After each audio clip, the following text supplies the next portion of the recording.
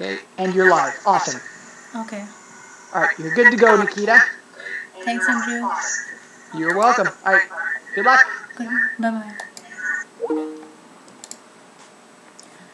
Hi everyone. So today I'm starting with data analytics session at HiTechQ. Welcome everybody, and I hope you are staying safe from this pandemic.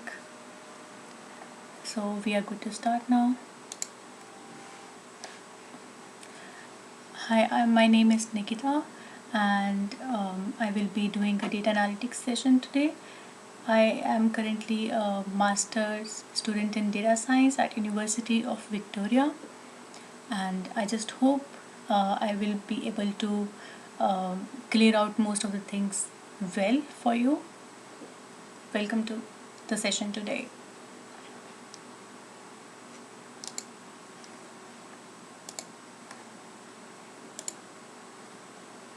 So I prefer doing the data analytics session on Google Colab instead of having Python installed and pip installing every Python library and all of that stuff.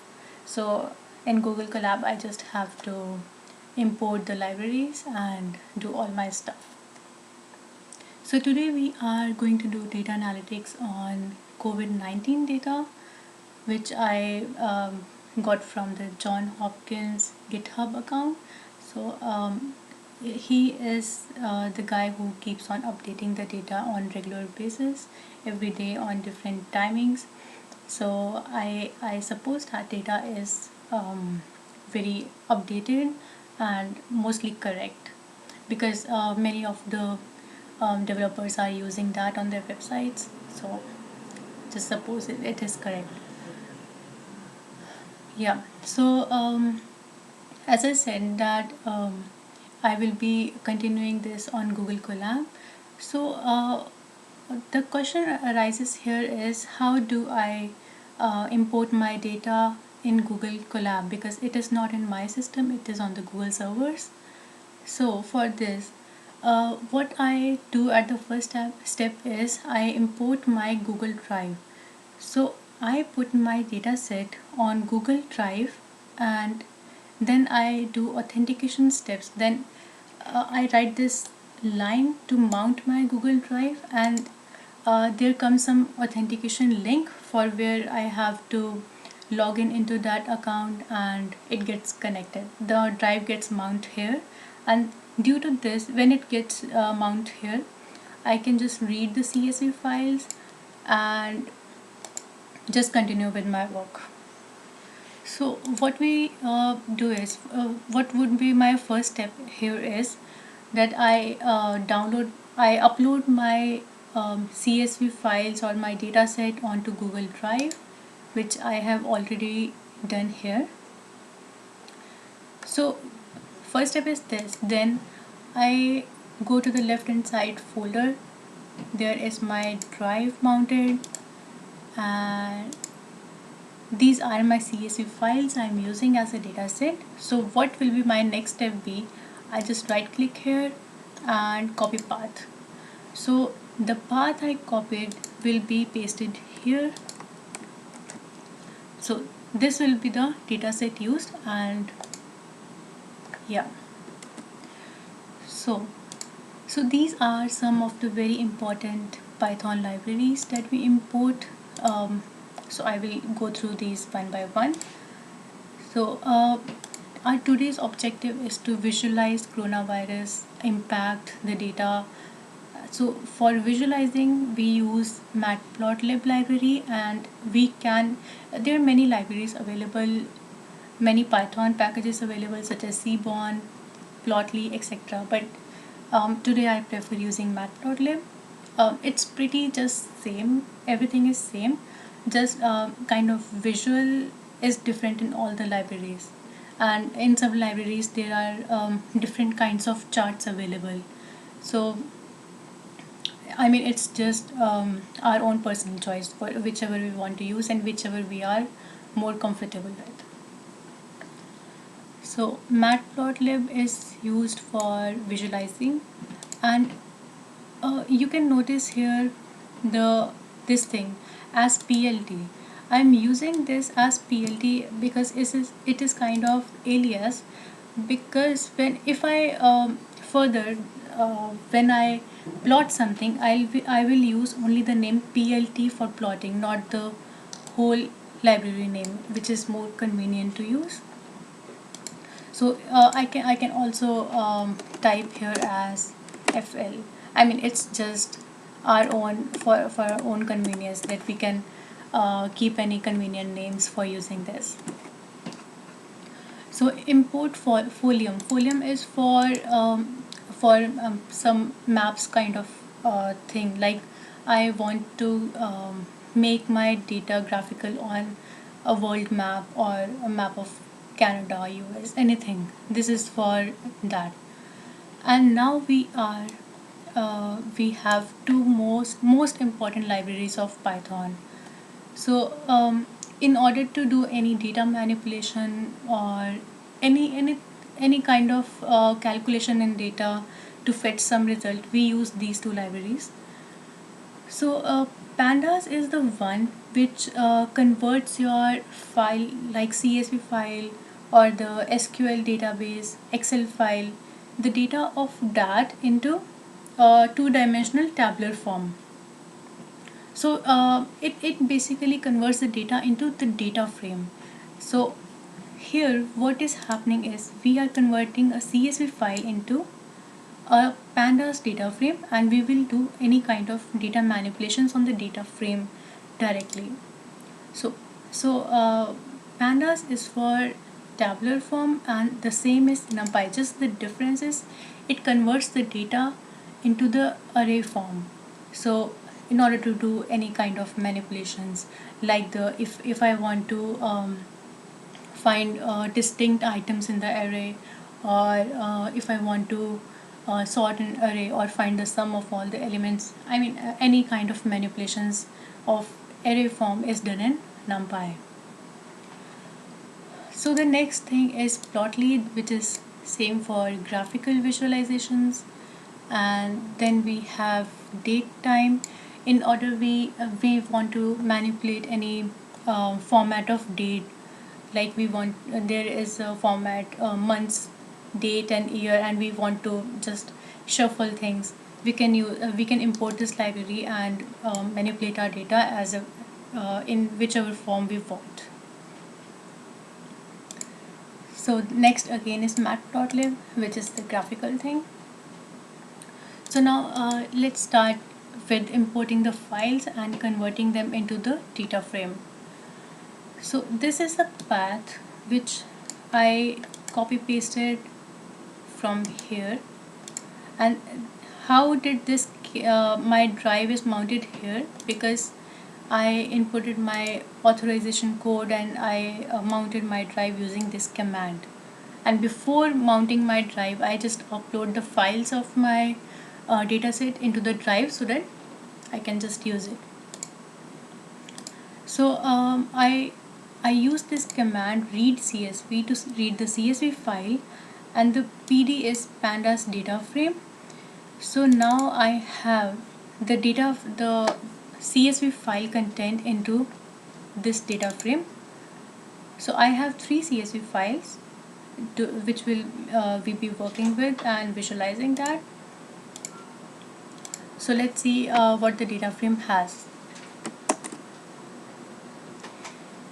If I see the confirmed DF confirmed, it the columns are these: state, country, latitude, longitude, and all the dates. Like for this date, it will be in a row and columns form, just the table form. So for this date, there will be different countries and having the COVID-19 cases, and the latitude and longitude which will we use to present this in the map, in the graphical structure. So in the same way, we have three different types of data sets. So it is the country, last update, latitude, longitude confirmed, and etc. So we use this columns command to see only the columns name to proceed with. And now if we want to see the data these data frames has, we will use just this.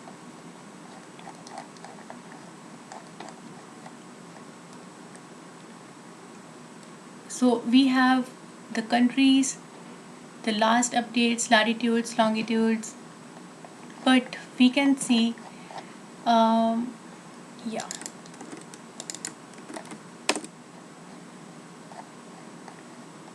we can see only 263 columns here.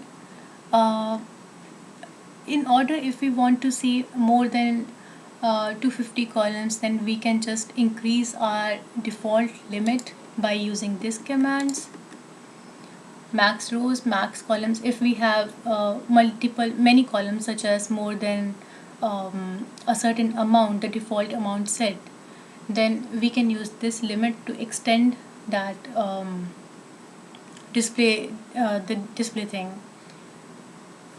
So these are the values for that. And now if we just want to get an idea at what the data set contains, and we don't want to see such a huge data, then we can just use the head command. It just shows the top 5 entries of this. So it is just to get the idea, like whenever we get start with the data set, there are many things we need to do some pre-processing. We need to clean the data, and that just only happens if we get to know what is wrong with the data set. Suppose in this data set, if there was a country US and then there was another country USA, so that means our data is not perfect, so we need to pre-process it, clean it, so that we can get some accurate visualization. So this data is almost already very clean data.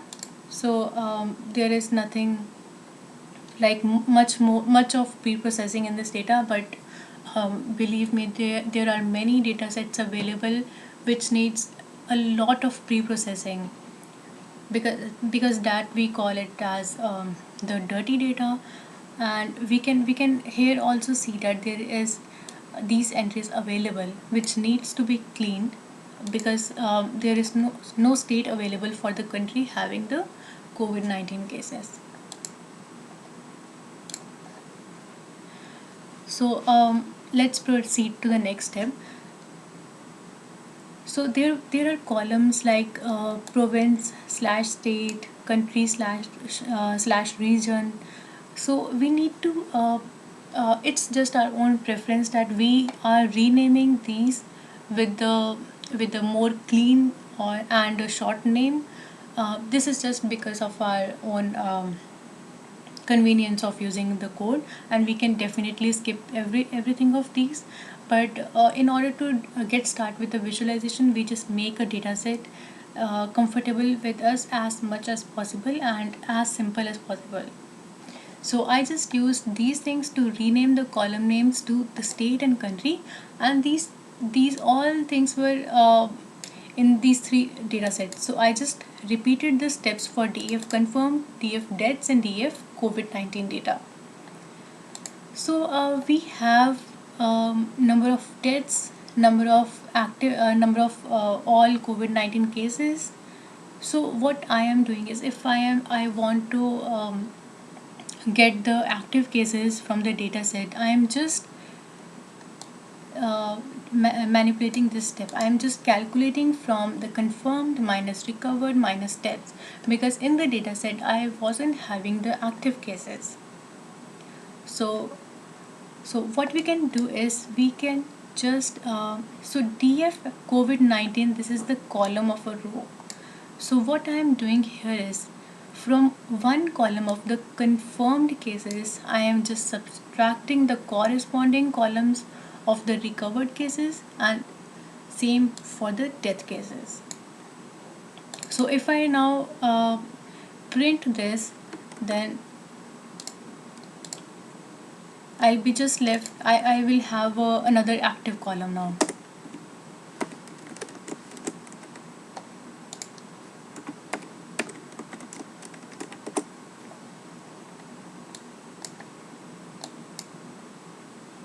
So here it is, the active column, which is confirmed minus deaths minus recovered.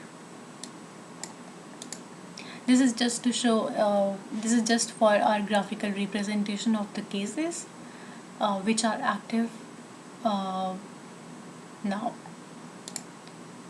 So I can, for data cleaning, like I told, if the country name is US and in another row, if the country name is USA, I want to see what the actual unique distinct country names in the data frame are.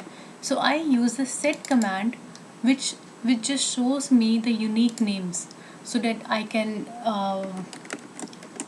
just correct that.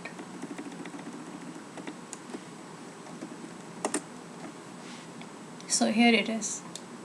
Here is the list of all unique names. So I suggest before proceeding with any dataset, the suppose we have a dataset having the which should have a unique values, we should always check that are they having unique values, because it is very much possible that they are duplicating values, and which just nullifies all the purpose of our visualization. So next step is I just checked the country names, and there was name like Korea, comma South, and Taiwan star, which I am replacing it with the actual name so that no one gets confused with it. And I am applying this operation to every data set. In total we have three data sets available, so I am performing this rename thing on all of three. And same for the Taiwan, I am doing converting Taiwan star and renaming it to Taiwan. So in the next step, we are starting making the visualizations, because as I told, in this data set it was very pretty clean data set, but yeah, in the real data sets we have to really clean up all the messy things and get started with it. So now our first visualization is the confirmed cases versus the country. So in order to make this visualization, it is impossible to make a graph of all countries versus all confirmed cases. So I picked up the top 10 countries to get a better visualization, because in the visualizations we also have to take care of the colors used, and the graph should be very clear. It should not be having it should not be populated with the data, and it should be very clear, so that if anyone wants to visualize or say a single comment on the data, he should not feel that it's so confusing to understand. And also we should have, like we studied in our high school or the earlier classes, that we should always prescribe the X label, Y label, and the legends and everything. So we should always follow those points. So here what I'm doing is I am just fetching the confirmed column we had. Let me show you this first.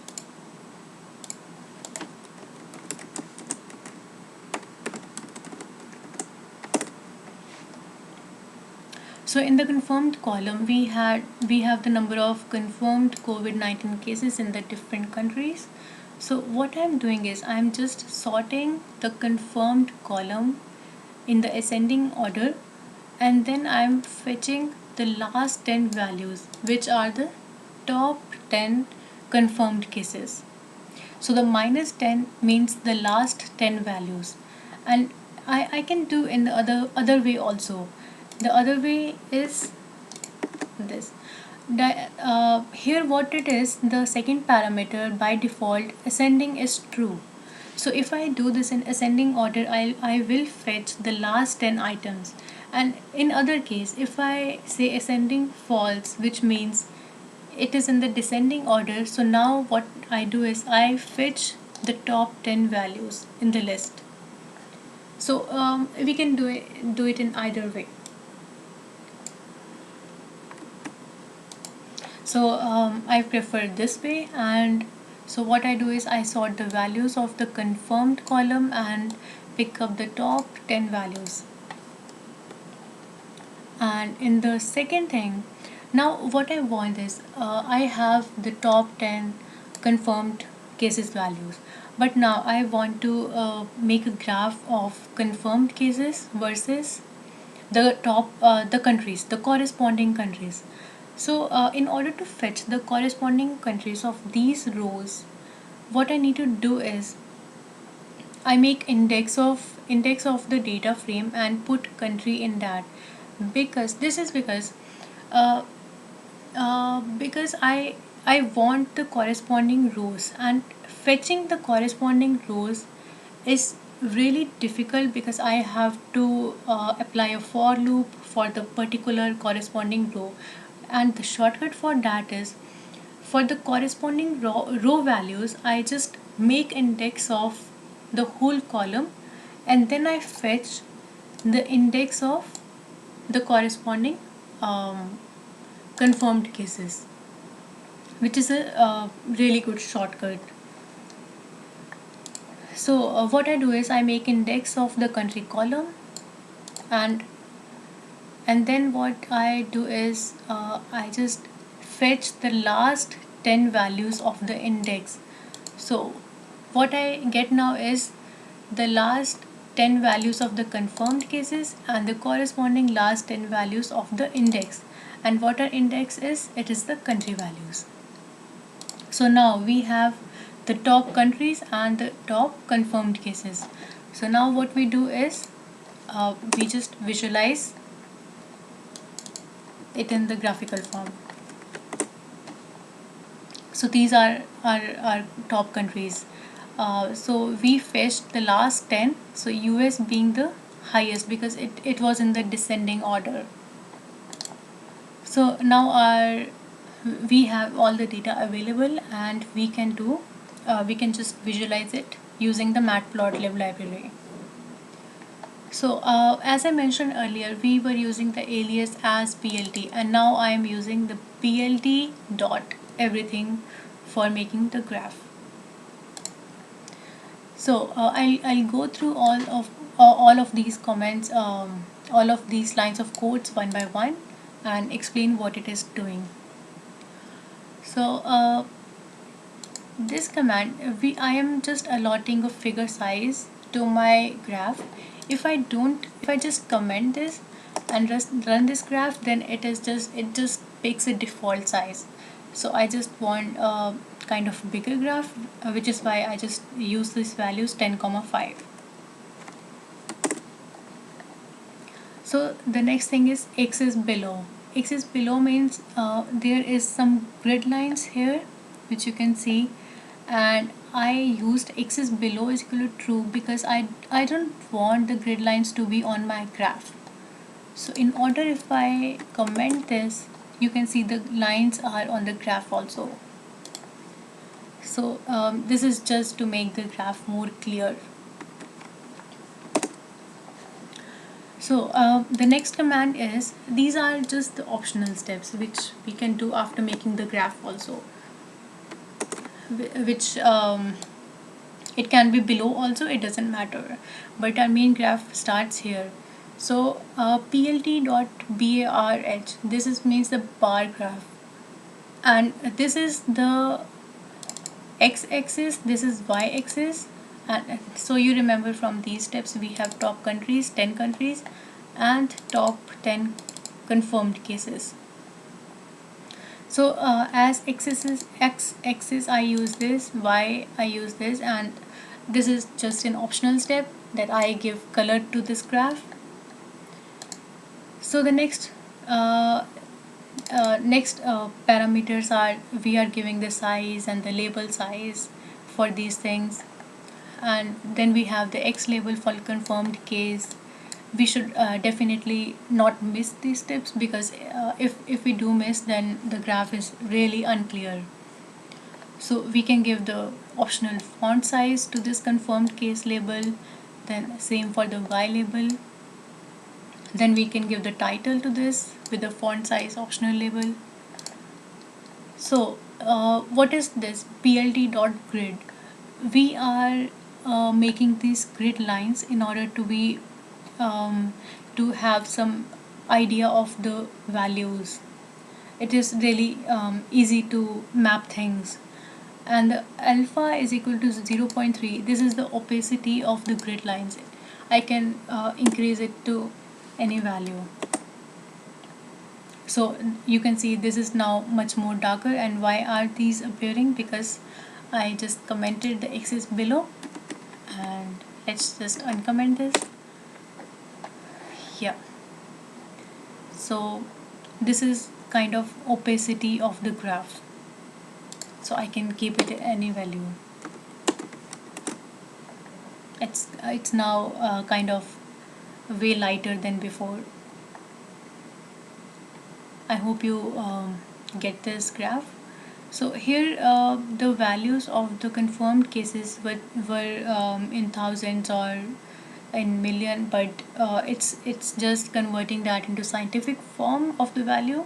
So we can definitely manipulate this data as well in the graph. We can give the attributes that don't convert this to scientific level and just keep its numeric value. So in the same way, we are taking the deaths column and picking the top 10 death values of the COVID-19 cases. In the same way, we can also do the ascending falls and take the top 10 values from up. So it's the same thing we did earlier. And in the similar way, we are taking top death countries.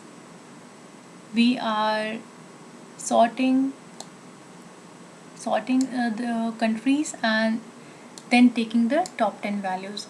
So now in the next graph, in the similar way of the previous graph, what we have now is the death cases and the corresponding, I did not mention the Y label here, so these are the top death countries, top countries where deaths were usually more. So these are the same steps I'm doing here, mentioning the figure size, X is below for the grid that it is not visible on the graph. Then I'm giving another color to this graph. This is the x-axis, this is the y-axis, and in order to use these x and y axis, we need to make sure that top deaths, these are in the form of column or array to use this. So in the same way, I do the graph for the active cases. So you remember from the starting of in the starting cells, we calculated this active by confirmed minus deaths minus recovered. So this was a really important graph to know the actual situation nowadays. So what I do is, in the same way, I fetch top 10 active cases and I fetch top 10 countries having those active cases, and I plot a graph for that, which is in the same manner.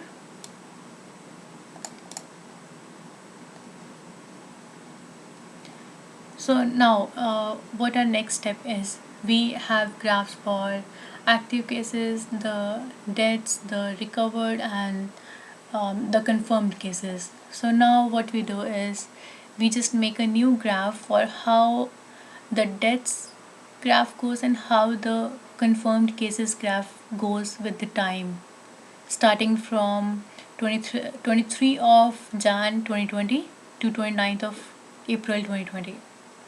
So what we do is, as you remember from the starting cells, that NP is used for NumPy because I used import NumPy as NP. So NP is the alias. So and NP is used for the array form. So this is the implementation of NP NumPy. So what I'm doing here is I'm just calculating. So the total df confirm. Let's just print that it is already done. Okay.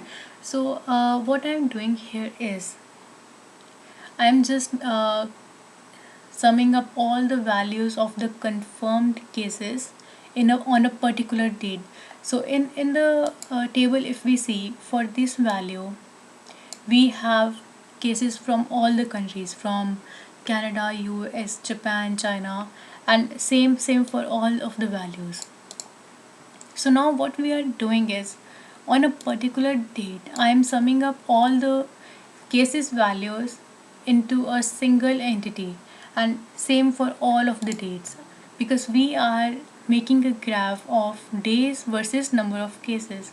So in order to uh, have a count, a total count of coronavirus cases of a particular day, I need to have sum of all the columns of this date, sum of all the rows, because in the rows I have country names, and in this column I have COVID-19 cases value for all the countries. So what I need to do is I need to have a sum of all of these values. So in order to proceed that, what I do is I take a df confirmed data frame, and from that I just say uh, before comma it is the row, and after comma it is the column.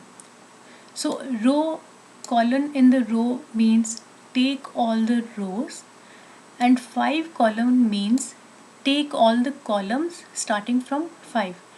And now the question arises, why starting from 5? Because I have my dates starting from 5 here, 1 2 3 4 and 5th. So 5 colon, I can also restrict that to suppose 10. So what I'm saying is fetch columns starting from 5 to 10, so I can manipulate my data. So here what I'm taking is starting from 5 to all what I have. So I'm taking all the rows and only columns starting from 5 to whatever value do we have here, and I'm converting this to array and summing up all the values, summing up all the row values of a particular column. And how do we get to know that the x is equal to 0? What it does is it just sums up the value in the vertical side, like x is equal to 0 means this side, summing up all the rows of one column, and x is 1 means this side. I hope you get this. So I have all the confirmed and deaths. So now what do I do is, for the date thing, for the x-axis, I just say the df confirmed dot columns. The length of df confirmed dot columns will be the number of columns I have in this table, and I do -5 in this because my date starts from 5th column. So I get the total number of dates in our data set by doing this thing. And sorry. So next what do I do is I just this is for the figure size, which is very optional as I stated before. So now what I do is I just do a plt dot plot. X-axis is date and the y is total confirmed cases. So now x-axis is date and we have total confirmed cases, and on the same graph, if I want two line charts, like two lines in a single chart to compare the trend, I can do the same thing with the date comma total deaths, and allot a particular color for that. So this is the graph we come up with. This is something optional. which is just for the visualization thing. So the marker style was kind of small circular things over the graph, and this is the normal line chart. So next what we have is PLT legend, which is new in this graph. It is like we have multiple lines on a single chart, which is a red and green colored line. So I just want to know what the green color line means and what the red color line means. So I need to have a PLT legend for this. So in the first line, in the first chart, I used total confirmed cases. So that's why I used the confirmed value first for this green line and the deaths value second for the red line. So for the X level, what I'm doing is I am just fetching the fifth column value, which was 1, 22, 20, and the last minus 1 means the last column value, which is this. This is just for the label, like we have here days from 123 to 429. So yeah, that's it. We have X label, we have Y label, title, and lastly we are showing the graph. So I hope you guys are clear with this tutorial, and I'll come up with multiple kinds of graph next time, and I'll focus more on the cleaning of the dataset, which is really important. And this data was mostly clean, which I fetched from the John Hopkins GitHub account. So which is very important step, and we should really know how to clean the things up. And the same things which I did here with the Python library, Python code, it can be done with the software Tableau, which is really easy to use, and it just it just gives us all the kinds of visualizations. It has many kinds of graphs available there, multiple histograms, line charts, and really very visual things built up by the data visualization engineers. So I'll do a tutorial on that too. I hope you guys are clear with the content, and have a good day, and stay safe. Thank you.